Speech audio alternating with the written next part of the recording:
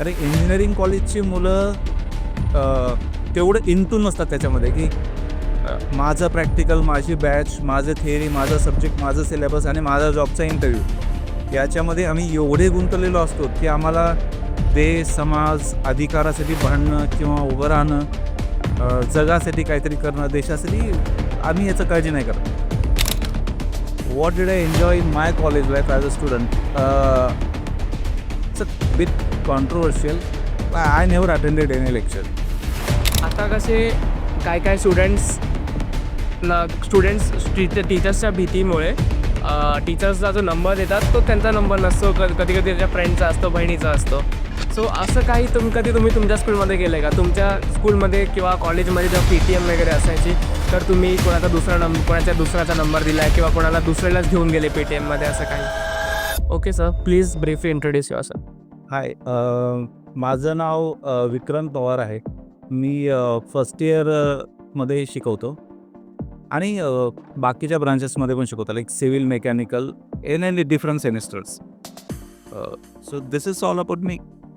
Okay, so sir, my first question for you will be, do you think Indian education system is too old fashioned?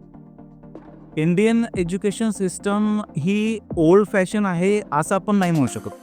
I think कारण की ते update होते दरवर्षी, दर 4 वर्षांनी, 2 वर्षांना, 3 वर्षांना एक सिस्टम आहे आणि त्या अकॉर्डिंगली ती अपडेट होते. पण प्रॉब्लेम असा आहे की त्या अपडेशनसोबत आम्ही टीचर्स अपडेट होतोय का, तो प्रॉब्लेम. लाईक आम्ही ओल्ड फॅशनच राहिलो आणि एज्युकेशन सिस्टम अपडेट होत राहते.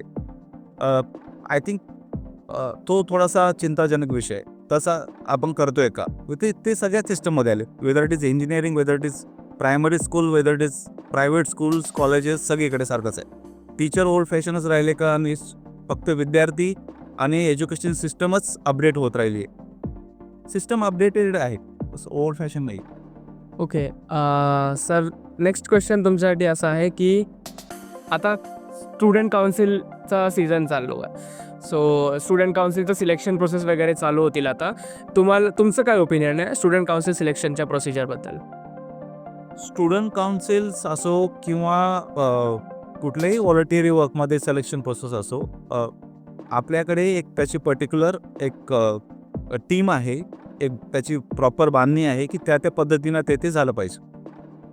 आता जर समजा आपण म्हणत असेल की स्टुडंट काउन्सिलच इन पर्टिक्युलरली का, किंवा मग NSS असेल, कुठलंही असेल स्टुडंट काउन्सिल, NSSमधून आम्ही प्रेसिडेंट नाही दाखवत की कॉलेजचा एक प्रेसिडेंट आहे असं नसतं. काउन्सिलमध्ये एक प्रेसिडेंट असतो जो कॉलेजच्या मुलांचा अधिकाराबद्दल किंवा त्यांच्या समस्या मांडेल, जाऊन प्रिन्सिपल सरांकडे किंवा हेड ऑफ द डिपार्टमेंट्सकडे किंवा स्टुडंट काउन्सिलच्या हेडकडे. मग जर ते सिलेक्शन असेल तर we have a team for selection, like proper heads of the department and the principal sir is there and they select the interested person. But if it is election process, like elective member is required, and we are following election process, then there is a particular process. Like आपल्याकडे democratic वे आहे तसा निवडण्याचा की तुम्ही vote करा, एक निवडणूक होते आणि त्या निवडणुकीमधून, त्या वोटिंगमधून एक प्रेसिडेंट निवडले जाईल. ॲक्च्युली असं हे इंजिनिअरिंग कॉलेजमध्ये नाही होत. अरे इंजिनिअरिंग कॉलेजची मुलं तेवढं इंटू नसतात त्याच्यामध्ये की माझं प्रॅक्टिकल, माझी बॅच, माझं थिअरी, माझा सब्जेक्ट, माझं सिलेबस आणि माझा जॉबचा इंटरव्ह्यू याच्यामध्ये आम्ही एवढे गुंतलेलो असतो की आम्हाला देश, समाज, अधिकारासाठी भांडणं किंवा उभं राहणं, जगासाठी काहीतरी करणं, देशासाठी आम्ही याचं काळजी नाही करत. तर हे इंजिनिअरिंगचा प्रॉब्लेम आहे. तुम्ही हाच प्रश्न एका आर्ट्स कॉमर्समधल्या विद्यार्थ्याला विचारा, तो थोडासा जास्त याच्यामध्ये असेल कारण तो समाजाशी तेवढासा कनेक्टेड असतो. इंजिनिअरिंगची मुलं आय थिंक, मला वाटतं ते ऑलरेडीच या सगळ्या व्यापामध्ये एवढे त्रासलेले असतात की त्यांना हे नको असते की जर तुम्ही प्रेसिडेंट केलं तरी तो प्रेसिडेंट काय करणार आहे, मग तो म्हणणार आहे की हां तो फेमसाठी प्रेसिडेंट झाला का, हा एक प्रश्न आहे. तर इलेक्टिव्ह प्रोसेस असायला पाहिजे, पण मग मुलांनी तसा इंटरेस्ट दाखवला पाहिजे, मग आम्ही शिक्षक काहीतरी त्याच्यासाठी करू शकतो. तेच इंजिनिअरिंग स्टुडंट खूप जास्त सेल्फ सेंट्रिक आहे म्हणजे बोलू शकतो आपण असं. बट त्याचे पण वेगवेगळे रिझन्स आहेत, लोड खूप असतो वगैरे. सो या तुमचा आन्सर वाटला आम्हाला. डायल्यूट झाला पाहिजे. विद्यार्थ्यांवरती जे प्रेशर आहे, आता आपण ऑटोनॉमीमध्ये आहोत तर प्रेशर बऱ्यापैकी डायल्यूट झालं आहे. तर विद्यार्थ्यांवरचं जेव्हा प्रेशर डायल्यूट होईल तेव्हा ते सोसायटीबद्दल विचार करतील. तेव्हा ते सोशलिझमबद्दल विचार करते, तेव्हा ते कल्चरबद्दल किंवा ते लोक समाजाच्या प्रॉब्लेमबद्दल विचार करते. ते एवढ्या जास्त प्रेशरमध्ये आहेत की ते ते समाजाबद्दल काय विचार करणार, ते त्यांच्याबद्दल विचार करू शकत नाहीत. तो एक प्रॉब्लेमॅटिक आय थिंक बाब आहे.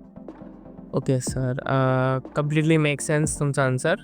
सो माझा नेक्स्ट क्वेश्चन तुमच्यासाठी असेल की जर तुम्हाला तुमच्या डिपार्टमेंटला कुठल्या टी व्ही रियालिटी शोमध्ये डिस्क्राईब करायचं असेल तर त्या शोचा टायटल काय असेल? दिस इज व्हेरी इंटरेस्टिंग क्वेश्चन. हा थोडासा क्रिटिसिझम रेज करू शकतो, पण माझं डिपार्टमेंट चांगलं आहे, म्हणजे सगळेच खूप चांगले आहेत. आमचे head of the department doctor Vashishtha sir पण खूप चांगले आहेत. He is like a big brother for everybody. आणि इंडियाज गॉट टॅलेंट तर काय आमचा कार्यक्रम, सगळेच टॅलेंटेड आहेत. येस, सगळे टॅलेंटेड आहेत आणि ते टॅलेंटेड फॅकल्टी टॅलेंटेड स्टुडंट्सना हेल्प करते, टॅलेंटेड स्टुडंट्स फाइंड आउट करायला हेल्प करते. So yes, it was a good answer. माझं नेक्स्ट क्वेश्चन तुमच्यासाठी असेल की what did you enjoy in your college life as a student? What did I enjoy in my college life as a student? It's a bit controversial. I never attended any lecture. मी खूप कमी lectures attend केले, पण काही boys हॉस्टेलला होतो आम्ही. पण faculty जे आमच्याकडे होते त्यावेळेस, लाईक मी आत्ताही त्यांना भेटतो जाऊन, खूप चांगले फॅकल्टी होते. आणि फॅकल्टीसोबत तेव्हा मी एक गोष्ट जे शिकलो की फॅकल्टी एक शिक्षक एका विद्यार्थ्याचा मित्र होऊ शकत नाही कधीच, पण तो मित्रासारखा वागू शकतो आणि त्याने मित्रासारखं वागायला पाहिजे. म्हणजे त्याच्या काही पर्सनल समस्या आहेत का, त्याच्या घरच्या का, ते कोणासोबत डिस्कस. एक विद्यार्थी एका शिक्षकासोबत किंवा त्याच्या शिक्षकांसोबत त्याच्या शाळेमध्ये 6 तास घालव. You are staying here for 6 hours. तो हा जो टाईम पिरियड तुम्ही एवढा वेळ तुमच्या आईवडिलांसोबत पण नाही आहेत. तुमचे पर्सनल प्रॉब्लेम तुमच्या आयुष्यामध्ये जेवढे निर्माण होणार आहेत ते इथंच होणार आहेत. म्हणजे माझं असं आहे मानणं.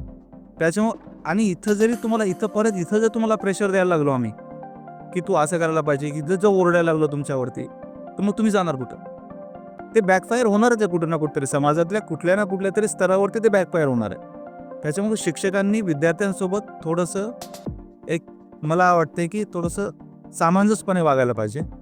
असं नाही की तुम्ही एकदमच मोकळे होऊन त्याच्यासोबत फिरताय.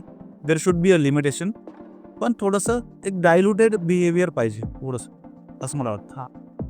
ओके सर, माझा नेक्स्ट क्वेश्चन तुमच्यासाठी असा आहे की आता कसे काय स्टुडंट्स टीचर्सच्या भीतीमुळे टीचर्सला जो नंबर देतात तो त्यांचा नंबर नसतो, कधी कधी त्याच्या फ्रेंडचा असतो, बहिणीचा असतो. सो असं काही तुम्ही तुमच्या स्कूलमध्ये केलं आहे का? तुमच्या स्कूलमध्ये किंवा कॉलेजमध्ये जेव्हा PTM वगैरे असायची तर तुम्ही कोणाच्या दुसऱ्याचा नंबर दिला आहे किंवा कोणाला दुसऱ्यालाच घेऊन गेले PTMमध्ये, असं काही? या प्रश्नाचं उत्तर द्यायची मला वाटते गरजच नाही आहे, कारण की मी अशा कुठल्या शाळेमध्ये नव्हतो जिथं PTM व्हायची. मी पर्टिक्युलरली एवढं मॉडर्न सोसायटीमध्ये नव्हतो की आम्ही 4 दिवसाला पॅरेंट्सला बोलवा आणि मुलाला आणि पॅरेंट्सला तिथं काहीतरी सांगा, म्हणजे काय जे प्रॉब्लेम आहे ते. आमची शाळा सरळ साधी होती. खेड्यातले शिक्षक होते. शिक्षक अर्धा तास शाळेतले शिकवायचे आणि अर्धा वेळ नदीच्या काठी जाऊन पत्ते खेळायचे. त्याच्यामुळं PTM आमची शेतामध्येच व्हायची, बाबांसोबत शेतात काम करता. तीच PTM. ओके खूप. सर, आता तुम्ही NSSचे स्टुडंट कोऑर्डिनेटर आहात. सो तुम्ही NSSबद्दल थोडं डिस्क्राईब करा आणि स्टुडंट्सचं काही मिसकन्सेप्शन असतील तर ते क्लिअर करायला हेल्प करा.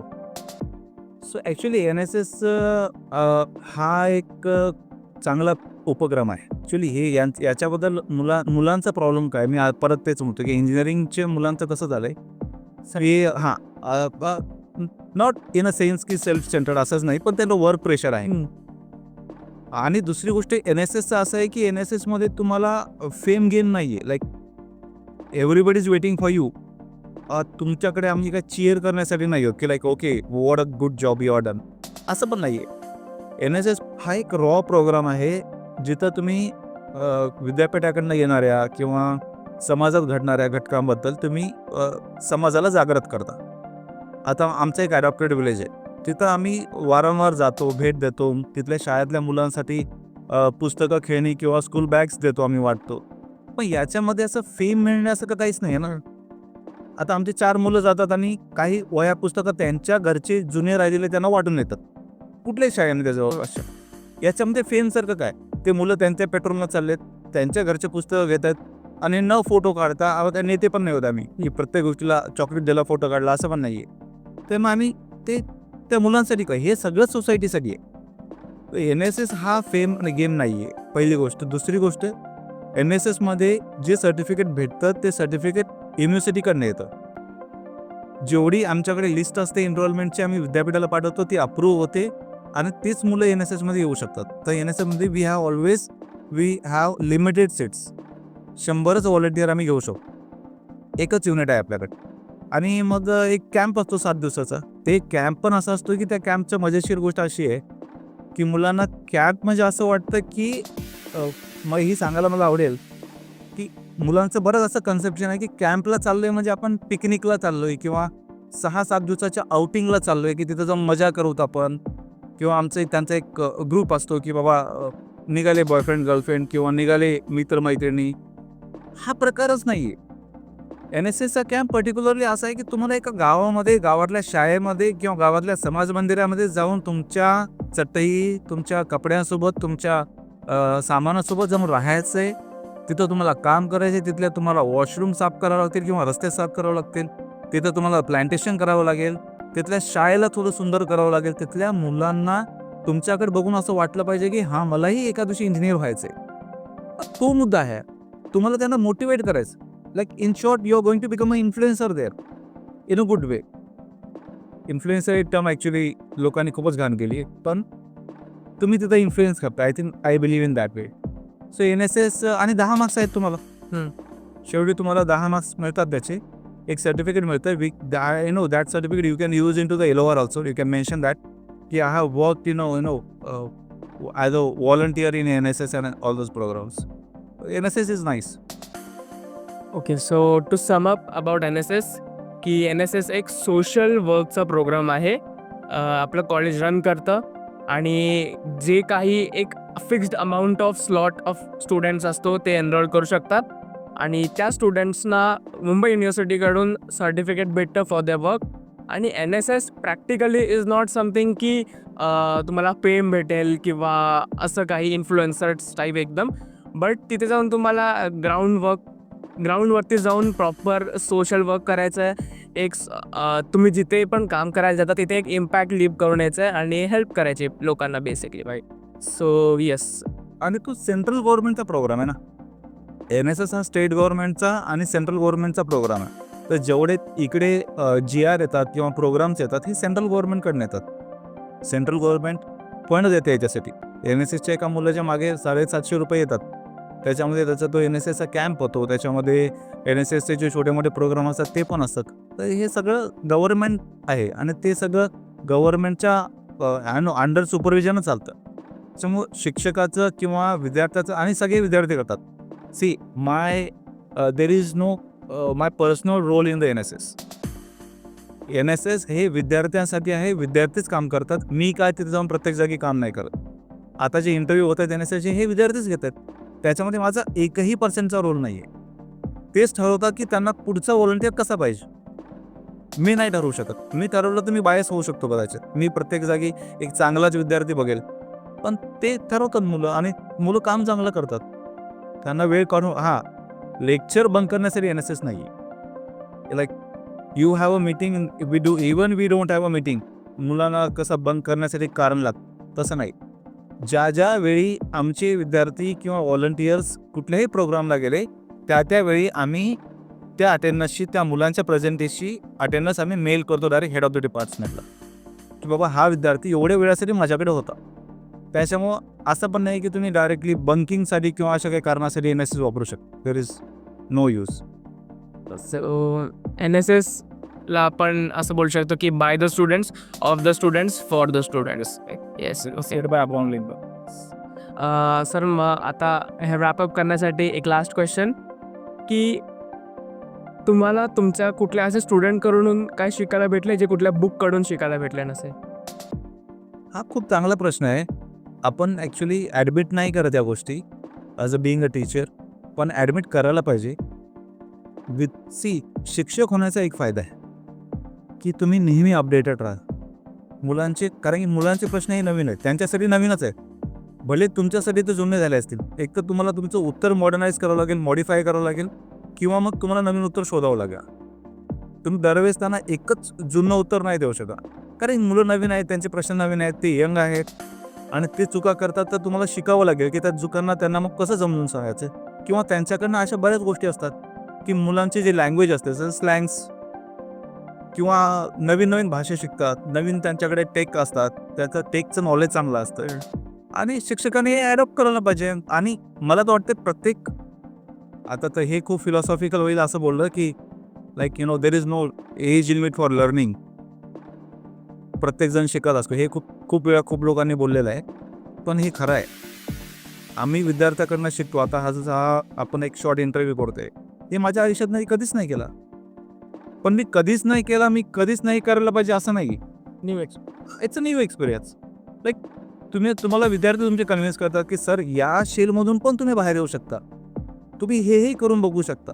आणि हे तुमचे घरचे तुम्हाला सांगणार नाहीत. Being a teacher it's a responsible job. Exactly. की सोसायटी तुमच्याकडे तुम्ही जर टपरी उभी जरी असता तर 10 वेळा बघते की तुम्ही तिथं काय करताय. स्टुडंटचा वडील असेल, स्टुडंट तुम्ही प्रत्येकाला एक्सप्लेन नाही करणार, मग तुम्ही तिथं उभं राहणंच अवॉइड करा. तर इट्स अ रिस्पॉन्सिबल जॉब. तुम्ही काय भाषा वापरता, इट्स अ रिस्पॉन्सिबल जॉब. हे सगळ्या गोष्टी महत्त्वाच्या आहेत. आणि मला वाटते विद्यार्थ्यांकडनं शिक्षक जो शिकतो, ते सगळ्यात महत्त्वाचं म्हणजे तुम्ही नेहमीच मनानं तरुण राहता, तुम्ही नेहमी ॲडॉप्टिव्ह राहता आणि तुमचं मला वाटतं पेशन्स लेवल चांगला हवा. येस, म्हणजे अशा बऱ्याच गोष्टी आहेत. मे बी तो काउंट करत नाही मी, पण आहेत खूप साऱ्या गोष्टी आम्ही शिकतो. मी तर पर्सनली शिकतो. Okay sir. खूप छान वाटलं तुमच्याशी बोलून. थँक्यू. Thank you so much. चलो.